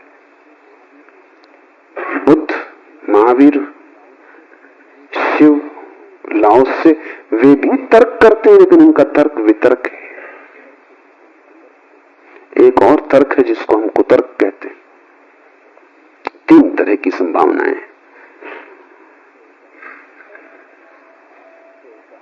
तर्क तोड़ता है, विश्लेषण करता है, लेकिन लक्ष्य उसका बुरा नहीं, आश्चर्य को हल करना है। उसे तोड़ने में रस नहीं है, तोड़ना प्रक्रिया है। लक्ष्य तो किसी सिद्धांत की उपलब्धि है जिससे कि आश्चर्य समाप्त हो जाए, चीजें साफ सुथरी हो जाएं। लक्ष्य सृजनात्मक है तर्क का, लेकिन जब तर्क का कोई लक्ष्य ही नहीं होता और सिर्फ तोड़ना ही लक्ष्य हो जाता है, जब मजा मारने में ही आने लगता, तब हम उसे कुतर्क कहते हैं। तर्क पागल हो जाए तो कुतर्क हो जाता है। विक्षिप्त अवस्था है तर्क की, तब वो पागल हो जाता, तब वो तोड़ने में लग जाता है। तब कोई और लक्ष्य नहीं रह जाता, नष्ट करना ही रसपूर्ण हो जाता है। वितर्क तर्क की अंतर यात्रा है। तुम यहां तक आए हो घर से चल के, तो नजर, तुम्हारी दृष्टि, तुम्हारी दिशा इस तरफ रही, मेरी तरफ रही। पीठ घर की तरफ हो गई थी। यहां से जब तुम लौटोगे घर की तरफ, रास्ता वही होगा। रास्ते में क्या फर्क पड़ना है, रास्ता वही होगा, सिर्फ दिशा बदल जाएगी। पीठ मेरी तरफ होगी, मुंह घर की तरफ होगा। तर्क और वितर्क में रास्ता तो वही है, इसलिए उसको वितर्क कहते हैं, विशेष तर्क। रास्ता तो वही है, लेकिन दिशा बदल गई। पहले तर्क दूसरे की तरफ जा रहा था, पदार्थ की तरफ, अब अपनी तरफ आ रहा है, घर की तरफ। और दिशा बदलने से सारा का सारा गुणधर्म बदल जाता है। दूसरे की तरफ जाता था तो तोड़ के ही जाना जा सकता था, क्योंकि दूसरे में प्रवेश करना हो तो तोड़ के ही प्रवेश हो सकता है, और कोई उपाय नहीं। अगर तुम मेडिकल कॉलेज में जाओ तो वहां तुम विद्यार्थियों को काटते हुए पाओगे, मेंढक को काट रहे हैं, क्योंकि उसके भीतर जानना है, और तो कोई उपाय भी नहीं। मेंढक को काट के ही भीतर जाना जा सकता है, लेकिन खुद के भीतर जानना हो तो काटने का तो कोई भी जरूरत नहीं, क्योंकि तुम भीतर मौजूद ही हो। दूसरे को जानना हो तो तोड़ के जानना पड़ेगा, मार के जानना पड़ेगा, क्योंकि उसके भीतर प्रवेश का और कोई रास्ता नहीं। स्वयं को जानना हो तो तोड़ने और मारने का कोई सवाल नहीं, वहां तो तुम मौजूद ही हो। स्वयं को जानना हो तो सिर्फ आंख बंद कर लेनी काफी है। आंख बंद करने का नाम ध्यान है। बाहर से ध्यान हट जाए, भीतर चलने लगे तो तर्क वितर्क हो जाता है। वितर्क का ही दूसरा नाम विवेक है, होश, अवेयरनेस। और ये विवेक या वितर्क संश्लेषण की प्रक्रिया है। जैसे जैसे तुम भीतर आते हो वैसे वैसे तुम इकट्ठे होते जाते हो। ऐसा समझो कि एक वर्तुल है, बड़ी उसकी परिधि है, वर्तुल के मध्य में उसका केंद्र है। अगर तुम परिधि पर दो बिंदु बनाओ तो दूर होंगे, फिर दोनों बिंदुओं से तुम दो रेखाएं खींचना शुरू करो केंद्र की तरफ, तो जैसे जैसे दोनों रेखाएं केंद्र के करीब आएंगी वैसे वैसे पास आने लगेंगी, और पास और पास। और जब केंद्र पर दोनों आ जाएंगी तो एक ही रेखा रह जाएगी, दो नहीं, केंद्र पर मिल जाएंगी। अगर इन दो रेखाओं को तुम परिधि के बाहर फैलाते चले जाओ तो ये दूर होती जाएंगी, और दूर और दूर और दूर, अनंत आकाश में इनकी अनंत दूरी हो जाएगी। तुम्हारे भीतर से जब तुम बाहर की तरफ जाते हो तो चीजें एक दूसरे से दूर होती जाती, फासला बढ़ता जाता है। इसलिए हजार तरह के विज्ञान पैदा हो गए, होंगे ही, क्योंकि फासला बड़ा होता जाता है। रोज नए विज्ञान पैदा हो रहे हैं, क्योंकि जैसे जैसे हम आगे बढ़ते हैं और फासला हो जाता है। वैज्ञानिक बहुत परेशान है, क्योंकि वे कहते हैं एक विज्ञान की भाषा दूसरे की समझ में नहीं आती। और अब ऐसा एक भी आदमी पृथ्वी पर नहीं जो सभी विज्ञान को समझता हो, जो सभी के बीच कोई संश्लेषण कर ले। ऐसा तो बहुत कठिन हो गया मामला, एक ही विज्ञान को जानना असंभव जैसा है। तो दुनिया में ज्ञान बहुत है लेकिन संश्लेषण बिल्कुल खो गया। और धर्म एक है, उनके नाम कितने ही अलग हों, क्योंकि जैसे ही कोई व्यक्ति भीतर की तरफ आता है फासला कम होने लगता है, केंद्र पर सब चीजें जुड़ जाती। केंद्र परम संश्लेषण, अल्टीमेट सिंथेसिस है। वितर्क अर्थात विवेक से आत्मज्ञान होता है। तोड़ो मत, बाहर मत जाओ, दूसरे पर ध्यान मत रखो, भीतर ध्यान लाओ, जोड़ो, धीरे धीरे सरकते आओ केंद्र की तरफ। उस जगह पहुंच जाओ जहां तुम्हारे प्राणों का मध्य बिंदु है। वहां ठहर जाओ, वहां ऊर्जा उत्पन्न होगी। वो जो हम प्रकाश देखते हैं बुद्ध और महावीर में, वो जो हम आनंद देखते हैं कृष्ण में, मीरा में, चैतन्य में, वो किस बात का आनंद है? वो रोशनी किस बात की खबर है? वे उस जगह पहुंच गए जहां अनंत ऊर्जा का स्रोत है। अब वे दरिद्र नहीं है, अब वे दीन नहीं, अब वे किसी से मांग नहीं रहे हैं, अब वे सम्राट हो गए। उनका सम्राट होना तुम्हारी भी संभावना है, लेकिन एक एक कदम उठाना जरूरी है। विस्मय, स्वामी स्थिति की धारणा, वितर्क से स्वयं तक पहुंचने का उपाय है। और चौथा सूत्र है लोकानंदा समाधि सुखम, अस्तित्व का आनंद भोगना समाधि सुख है। और जब तुम स्वयं में पहुंच गए, ठहर गए, तो तुम अस्तित्व की गहनतम स्थिति में आ गए। वहां सघनतम अस्तित्व है, क्योंकि वहीं से सब पैदा हो रहा है। तुम्हारा केंद्र तुम्हारा ही केंद्र नहीं, सारे लोक का केंद्र है। हम परिधि पर ही अलग अलग हैं। मैं और तू का फासला शरीरों का फासला है। जैसे ही हम शरीर को छोड़ते और भीतर हटते हैं, वैसे वैसे फासले कम होने लगते हैं। जिस दिन तुम आत्मा को जानोगे, उसी दिन तुमने परमात्मा को भी जान लिया। जिस दिन तुमने अपनी आत्मा जानी, उसी दिन तुमने समस्त की आत्मा जान ली, क्योंकि वहां केंद्र पर कोई फासला नहीं है। परिधि पर हम में भेद है, वहां भिन्नताएं, केंद्र में हम में कोई भेद नहीं है। वहां हम सब एक अस्तित्व रूप है। शिव कहते हैं उस अस्तित्व को स्वयं में पाकर समाधि का सुख उपलब्ध होता है। समाधि सुखम, इस शब्द को समझ लेना जरूरी है। तुमने बहुत से सुख जाने हैं, कभी भोजन का सुख, कभी स्वास्थ्य का सुख, कभी प्यास लगी तो जल से तृप्ति का सुख, कभी शरीर भोग का सुख, संभोग का सुख। तुमने बहुत सुख जाने,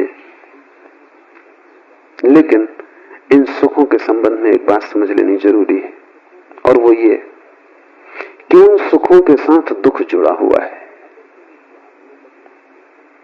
अगर तुम्हें प्यास न लगे तो पानी पीने की तृप्ति भी ना होगी। प्यास की पीड़ा तुम झेलने को राजी हो तो पानी पीने का मजा तुम्हें आएगा। दुख पहले और दुख लंबा और सुख क्षण भर, क्योंकि जैसे ही कंठ से पानी उतरा तृप्ति हो गई, फिर दुख, फिर प्यास। भूख न लगे, भूख की पीड़ा न हो तो भोजन की कोई तृप्ति नहीं। इसलिए एक दुनिया में बड़ी दुर्घटना घटती, जिनके पास भूख है उनके पास भोजन नहीं। वे भोजन का मजा ले सकते थे, उन्हें भोजन में सुख आता, क्योंकि वे बड़ा दुख झेल रहे हैं भूख का। और जिनके पास भूख नहीं है उनके पास भोजन है, वे भोजन का सुख ले नहीं पाते, भोजन से दुख ही मिलता उनको उल्टा।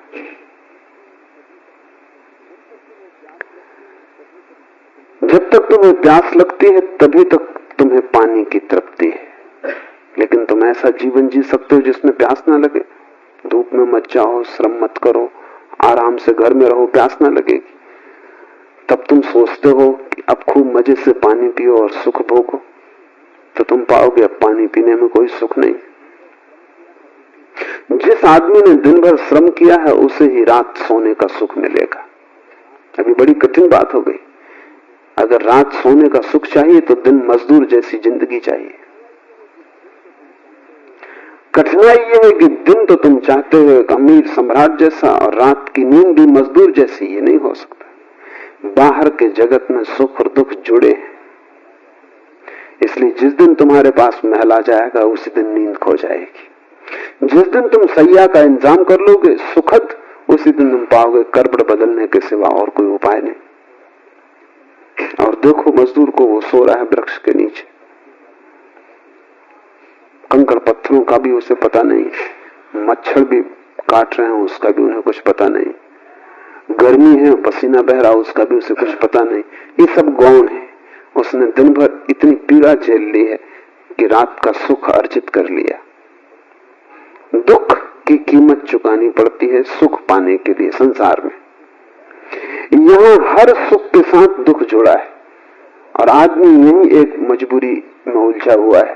वो चाहता है सुख बचे और दुख कट जाए। ये नहीं हो सकता। यही हमने हजारों साल से कोशिश की कि दुख कट जाए और सुख बच जाए। हम जो कर रहे हैं कोशिश, वो संभव नहीं हो पाती। निश्चित दुख कट जाता है, लेकिन उतना ही सुख कट जाता है। दुख हम चाहते नहीं, सुख हम चाहते हैं, इसलिए बड़ी झंझट है। समाधि सुख का क्या अर्थ है जिसके साथ दुख बिल्कुल नहीं है। समाधि सुख किसी प्यास की तृप्ति नहीं है। समाधि सुख किसी भूख में लिया गया भोजन नहीं है। समाधि सुख श्रम करके रात में ली गई निद्रा का सुख नहीं है। समाधि सुख के साथ दुख का कोई भी संबंध नहीं है। वही अंतर है सांसारिक सुख और आध्यात्मिक सुख में। समाधि सुख सिर्फ होने का सुख है, उसके साथ कोई त्रसा, कोई तृष्णा, कोई दुख नहीं जुड़ा है। वो सिर्फ होने का आनंद है। इसलिए शिव कह रहे हैं लोकानंदा, अस्तित्व का आनंद है। तुम हो, बस इतनी ही बात आनंदपूर्ण है। इसमें कोई त्रसा और पीड़ा और इस सब का कोई संबंध नहीं। फिर ध्यान रहे कि आत्मा की न तो कोई प्यास है न कोई भूख है। इसलिए वहां कोई भूख और प्यास और उनकी तृप्ति से होने वाला सुख तो हो नहीं सकता। सारी भूख प्यास शरीर की है, इसलिए शरीर के सुख दुख से जुड़े ही रहेंगे। जो आदमी भी शरीर के सुख लेना चाहता है उसे दुखों की तैयारी रखनी चाहिए, और जितनी वो दुख की तैयारी रखेगा उतने ही शरीर के सुख ले सकता है। आत्मा का सुख शुद्धतम सुख है, वहां दुख का कोई उपाय नहीं है, लेकिन वो केंद्र पर घटता है। परिधि पर तो तुम शरीर हो, शरीर परिधि है, वो तुम्हारा घेरा है घर का, वो तुम नहीं हो। वो तुम्हारा बाहरी वर्तुल है, केंद्र पर तुम आत्मा हो। वहां एक नए सुख का आविर्भाव होता है। वो सुख सिर्फ होने का सुख है, सिर्फ होना मात्र। वहां दुख की कोई खाई नहीं है और वहां सुख का कोई शिखर नहीं है।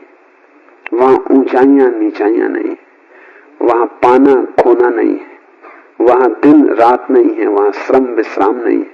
वहां तुम सिर्फ हो, वहां शाश्वत होना है।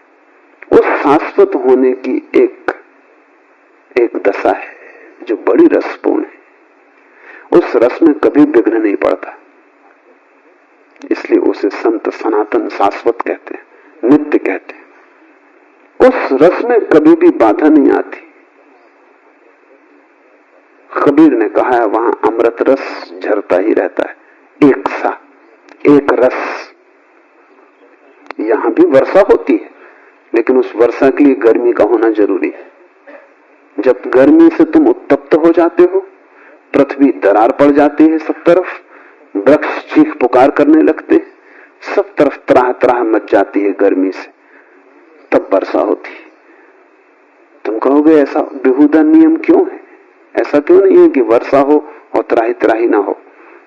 लेकिन तब तुम्हें पूरी व्यवस्था समझनी पड़े, गणित समझना पड़े।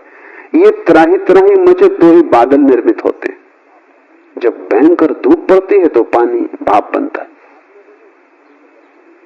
जब पानी भाप न बने तो वर्षा नहीं हो सकती। तो जब पानी भाप बन जाएगा, आकाश में बादल सघन होंगे, और जब बादल इतने सघन हो जाएंगे कि उनको बरसना ही पड़ेगा, तभी वर्षा होगी। तो वर्षा के पहले भयंकर गर्मी जरूरी है। आत्मा के जगत में विपरीतता नहीं है, वहां द्वंद्व नहीं है। इसलिए हम उसे निर्द्वंद, अद्वैत इन शब्दों से पुकारते हैं। वहां एक है, वहां दो नहीं है। पर तब तुम्हें समझना बहुत कठिन हो जाएगा वहां किस तरह का सुख होगा, क्योंकि ऐसा तो तुम्हें कोई सुख पता नहीं जिसके साथ दुख ना जुड़ा हो। कोई पूछ रहा था सिगमंड फ्रायड से कि विक्षिप्तता की क्या परिभाषा है और विक्षिप्तता तक लोग कैसे पहुंच जाते हैं। सिगमंड फ्रायड ने बड़ा अद्भुत उत्तर दिया। उसने कहा विक्षिप्तता और सफलता इनकी एक ही परिभाषा है, और जो ढंग सफलता तक पहुंचने का है वही ढंग विक्षिप्तता तक पहुंचने का है। क्योंकि जब तुम सफल होना चाहते हो तो तुम तन जाते हो, जब तुम सफल होना चाहते हो तो तुम लड़ते हो, जब तुम सफल होना चाहते हो तो तुम्हारे रात दिन चिंता से भर जाते, जब तुम सफल होना चाहते हो तो प्रतिपल तुम भयभीत होते हो कि पता नहीं जीत पाओ न जीत पाओ। तुम अकेले ही नहीं हो, सब सफलता के लिए करोड़ों प्रतिद्वंदी।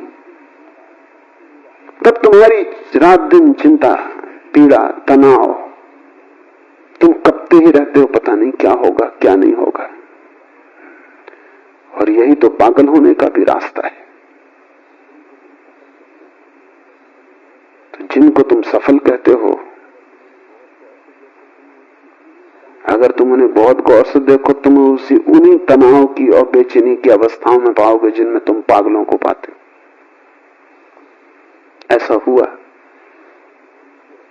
कि जब रूस में खुर्शीव प्रधानमंत्री था तो एक पागलखाना देखने गया।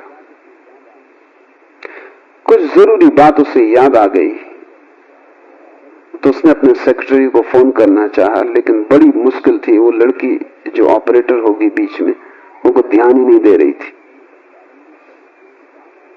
ध्यान न देने का कारण भी था जो पीछे साफ हुआ।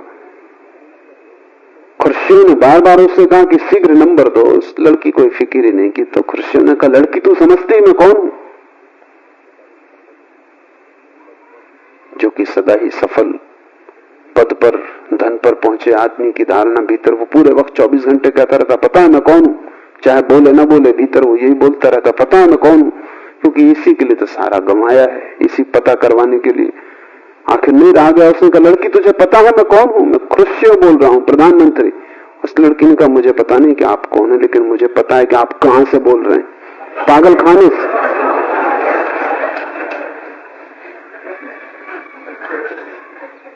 लेकिन सभी प्रधानमंत्री वहीं से बोल रहे हैं, और कोई जगह है भी नहीं जहां से वो बोले। खुर्शीव एक बार लंदन आया। किसी ने उसे बहुमूल्य कपड़ा भेंट किया था। कपड़ा इतना कीमती था कि वो चाहता था दुनिया का श्रेष्ठ से श्रेष्ठ दर्जी उसे बनाए। मास्को में भी उसने पूछवाया, जो अच्छे से अच्छा दर्जी था। वो चाहता था एक कोट भी बन जाए, एक बंडी भी बन जाए, एक पैंट भी बन जाए। तो उस दर्जी ने कहा कि मुश्किल, 3 चीजें मुश्किल, 2 कोई भी बन सकती। कपड़ा इतना कीमती था कि वो चाहता था पूरा सूट ही बने। तो लंदन ले आया। लंदन के दर्जी ने उसको देखा तो उसने कहा कि ठीक है, एक पैंट, एक कोट, एक बंडी तो बन ही सकती, कुछ कपड़ा भी बचेगा, आपके बच्चे के लिए भी बन सकता। तो खुर्शीव बहुत हैरान हुआ। उसने कहा क्या? और मैंने अपने दर्जी को पूछा मास्को में। हद कर दी उस बेईमान ने। वो कह रहा था कि इसमें तो 2 चीजें बन सकती। तो लंदन के दर्जी ने कहा, आप उस पर नाराज न हो, मास्को में आप बहुत बड़े आदमी, ज्यादा कपड़ा लगेगा, लंदन में आप ना कुछ।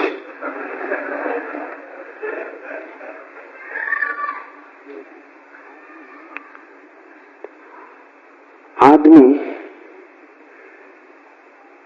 पूरे जीवन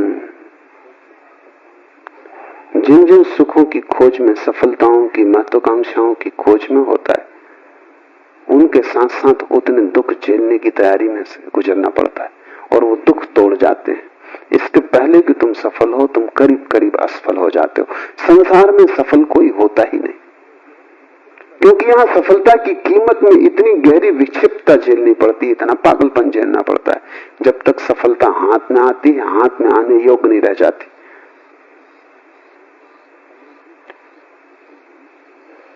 समाधि का सुख बिल्कुल भिन्न है। वहां मूल्य तुम्हें चुकाना नहीं, क्योंकि जो तुम पाने चले हो वो अभी मौजूद है इसी वक्त। वो कोई भविष्य नहीं है कि जिसके लिए तुम्हें यात्रा करनी पड़े, चलना पड़े, मेहनत करनी पड़े। वो अभी मौजूद है, इसी वक्त मौजूद है।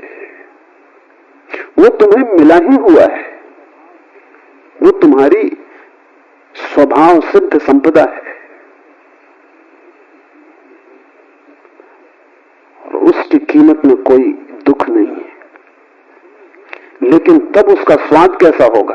तुमने जो भी सुख जाने हैं उनमें से किसी से भी उसके स्वाद का पता नहीं चल सकता, क्योंकि उन सब में दुख मिश्रित है। तुमने जो जो अमृत जाना है, चखा है, उस सब में जहर पड़ा हुआ है। क्योंकि शरीर के साथ ये होगा ही। शरीर में जन्म और मृत्यु दोनों जुड़ी है, अमृत और जहर दोनों पड़े। शरीर से तुम जो भी सुख जानोगे उसमें दुख रहेगा ही, लेकिन आत्मा सिर्फ अमृत है, उसकी कोई मृत्यु नहीं, वो शाश्वत है, वहां विपरीत नहीं है, वो सिर्फ जीवन है, शुद्ध जीवन है। इसलिए तुमने जो भी सुख चखे हैं उनकी तिक्तता, उनका कड़वाहट छोड़ दो, उनकी तिक्तता को बिल्कुल हटा दो, तो तुम कल्पना शायद थोड़ी सी कर पाओ। तुमने जो भी सुख जाने उन सब में से उनका विपरीत जो दुख का हिस्सा है वो अलग कर दो, तो थोड़ी सी तुम्हें झलक कल्पना में आ सकती, लेकिन वो झलक भी पक्की खबर ना देगी, क्योंकि परिधि पर सिर्फ झलकें मिलती हैं। क्योंकि तुम कितना ही सोचो, जो तुमने नहीं चखा है उसके तुम प्रत्यय और धारणा न बना सकोगे, चलना ही पड़ेगा। ये सूत्र बड़े कीमती हैं। विस्मय से भरो, मुड़ो स्वा की ओर, स्वयं में ठहरो ताकि महा ऊर्जा तुम्हें उपलब्ध हो जाए, जीवन तुम्हारा हो परम जीवन। विवेक से आत्मज्ञान को उपलब्ध हो जाओ, जागृति से, परम जागृति से निद्रा को तोड़कर,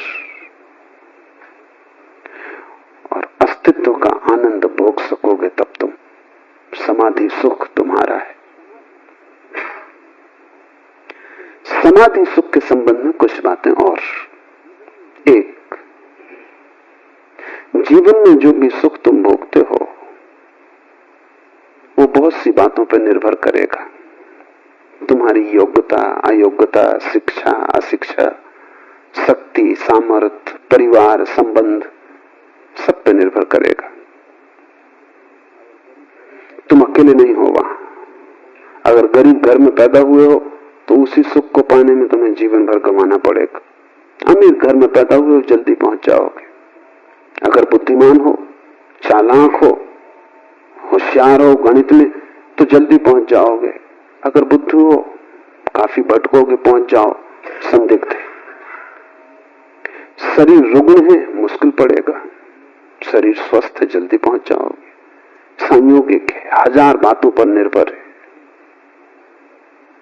लेकिन समाधि सुख किसी बात पर निर्भर नहीं है, अनकंडीशनल है, बेशर्त है। न तुम्हारी बुद्धि पर, न तुम्हारे शरीर पर, न तुम्हारी योग्यता अयोग्यता पर, न तुम्हारी शिक्षा परिवार पर, सुंदर कुरूप, स्त्री पुरुष, किसी बात पर निर्भर नहीं। शूद्र ब्राह्मण, हिंदू मुसलमान, किसी बात पर निर्भर नहीं। जवान वृद्ध, कुछ किसी बात पर निर्भर नहीं। बेशर्त सुख है, क्योंकि वो तुम्हारी संपदा है, वो तुम्हारे पास है ही, तुम उसे लेकर ही पैदा हुए हो। तुमने उस तरफ ध्यान नहीं दिया, बस इतनी ही बात है। तुमने विस्मरण किया है, तुमने खोया नहीं। सिर्फ आंख लौटाओ, मुड़ो पीछे की तरफ और अपने को देख लो। तो ऐसा कुछ नहीं कि बुद्धिमान ज्यादा समाधि सुख पा लेंगे, बुद्धू वंचित रह जाएंगे, ऐसा कुछ भी नहीं। वे पढ़े लिखे भी वहां पहुंच जाते हैं, कबीर भी वहां पहुंच जाता है, निपट गमार बुद्ध भी वहां पहुंचते हैं। और जब दोनों पहुंच जाते हैं तो जरा भी फर्क नहीं है। समाधि सुख जीवन का स्वरूप है। तुम्हारी बाहरी परिधि काली है या गोरी, स्वस्थ या सुंदर, रुग्ण गैर रुग्ण, तुम्हारी बुद्धि में बहुत से शब्द भरे हैं कि थोड़े, शास्त्र तुमने ज्यादा जाने की कम, इस सब से कोई भी संबंध नहीं। तुम्हारा होना पर्याप्त है, तुम हो, इतना काफी है। इसलिए समस्त ध्यान शुद्ध होने की खोज है। जहां तुम शरीर को भी भूल जाओगे, मन को भी भूल जाओगे, वहीं तुम्हें आत्मा का समाधि सुख, अस्तित्व का आनंद उपलब्ध होना शुरू हो जाएगा। किसी भांति बस इतना ही करो कि थोड़ी देर को शरीर तुम्हें स्मरण न रहे, मन स्मरण न रहे। जैसे ही शरीर और मन का विस्मरण होगा, आत्मा का स्मरण होगा। जब तक तुम्हें शरीर और मन का स्मरण रहेगा, आत्मा का स्मरण न रहेगा। क्योंकि शरीर और मन बाहर, आत्मा भीतर, तुम दोनों की तरफ एक साथ न देख सकोगे, एक की तरफ ही देख सकोगे। इस समाधि